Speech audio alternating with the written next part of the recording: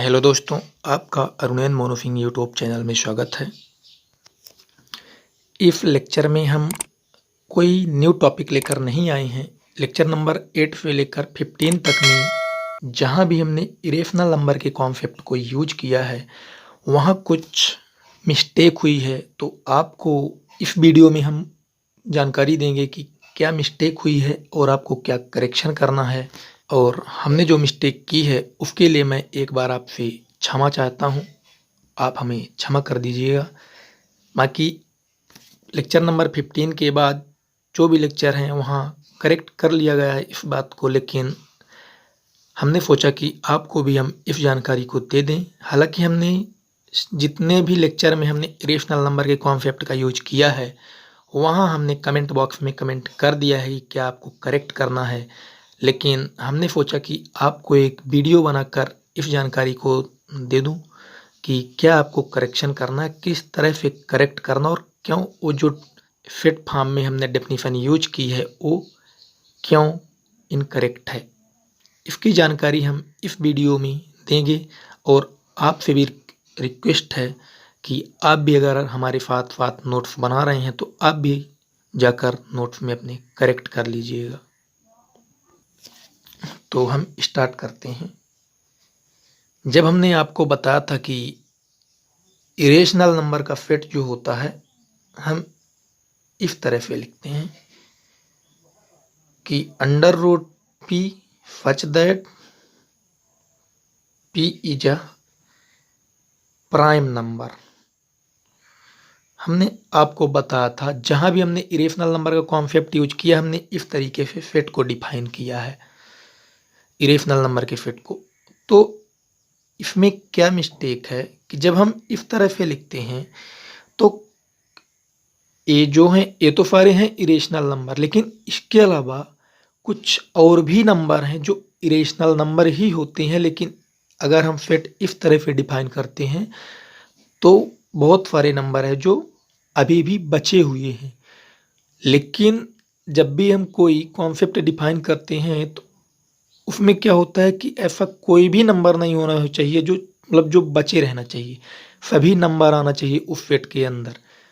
तो if definition में कुछ करेक्शन करना है तो वो करेक्शन क्या है हम आपको एक एग्जाम्पल की हेल्प से बताएंगे। देखिए, अगर हम इस तरह से इरेशनल नंबर के सेट को डिफाइन करते हैं कि p जो है हमारा प्राइम नंबर होगा तो केवल कौन से नंबर आएंगे, इस तरह से √2, √3, √5, √7, √11, √17,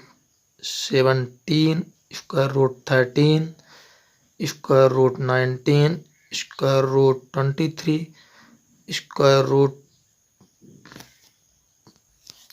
√29, ऐसे ही ये चलता रहेगा। अब देखिए, क्या अभी भी इनके बीच में कोई इरेशनल नंबर बचा हुआ है? अब यहाँ जो हमने यूज किया है स्क्वायर रूट के अंदर जो भी नंबर हमने यूज किया है ये प्राइम नंबर है। और प्राइम नंबर क्या होता है आप हमारे चैनल की प्लेलिस्ट में जाइए और बेसिक मैथमेटिक्स में देखिए कि प्राइम नंबर क्या होता है, हमने डिटेल से बताया है। तो अगर हम इस तरह से इरेशनल नंबर के सेट को डिफाइन करते हैं तो केवल यही नंबर होंगे जो इरेशनल नंबर होंगी, लेकिन हमें पता है कि रूट यहाँ √7, अब इसके बाद √10 जो है ये भी एक इरेशनल नंबर है जो कि इस तरह से डिफाइन करने में फिट के अंदर नहीं आ रहा है। जैसे √24,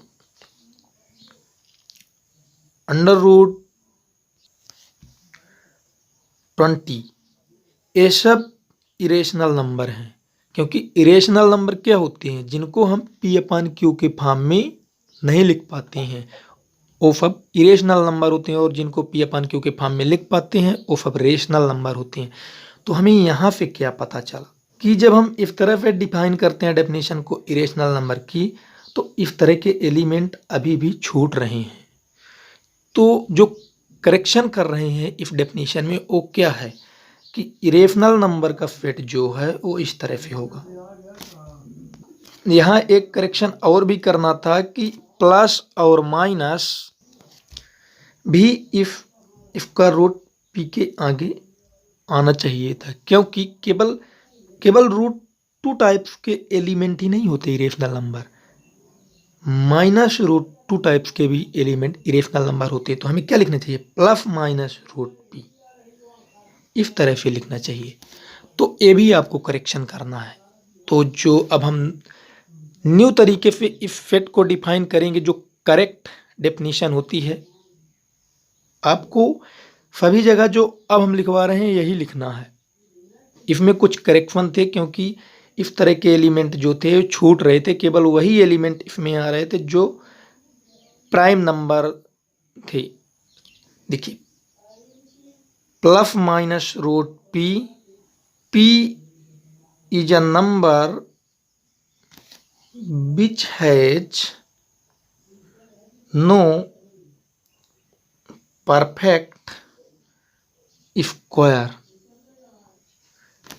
इरेशनल नंबर का सेट क्या होता है, ये इसकी करेक्ट डेफिनेशन है।